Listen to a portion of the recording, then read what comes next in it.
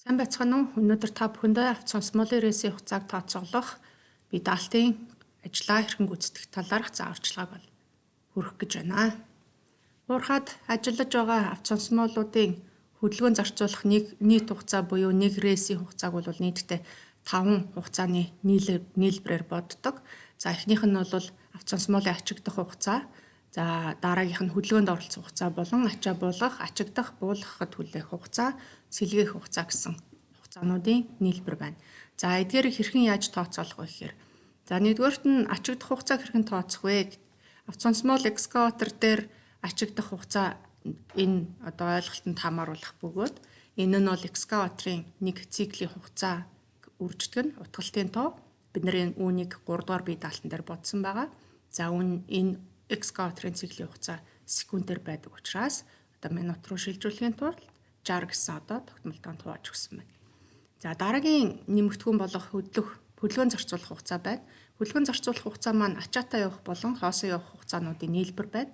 За тэгэхээр ачаатай явах хугацаа бол 5 дугаар бие даалтанд тооцоологдсон хурднаас хамаарах бөгөөд за хоосоо явах хугацаа мөн авто сонсмолын техникийн хурд болон замын нийт уртаас хамааруулан тооцоологдож байгаа.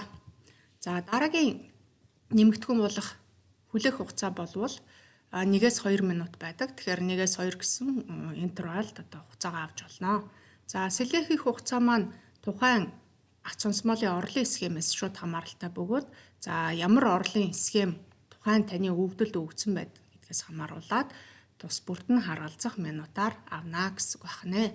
За ингээд авто сонсмолын нэг рейсийн хугацаа олдсон байна. Тэгэхээр энэ авто сонсмолын хөдөлгөөн зарцуулах хугацааг бол 13 дугаар хүснэгт буюу бие даалтын гарын авлагын 13 дугаар хүснэгтэн дээр бөглөнө гэсэн үг байна. За уг 13 дугаар хүснэгтний 3 дугаар баган дээр бол 5 дугаар бие даалтанд тооцоолсон авто сонсмолын хурдаа, за 1-р бие даалтан дээр тооцоолсон тухайн хэсгийн уртаа километрээр за энэ хоёрын харьцаагаар хугацаа буюу минут гэдэг минутаар бол энэ хугацаа гарах ёстой. За тэгэхээр километр цаг, километр гэсэн хэмжигдэхүүнүүдийг харьцуулж байгаа. Түүнийг минут болгоно гэдгийг бас анхаараарай. За ингээд бие даалтын өвдлийг өөрсдийн вариантын дагуу гүйцэтгэх юм байгаа юм. Тэгэхээр та бүхэнд амжилт хүсье.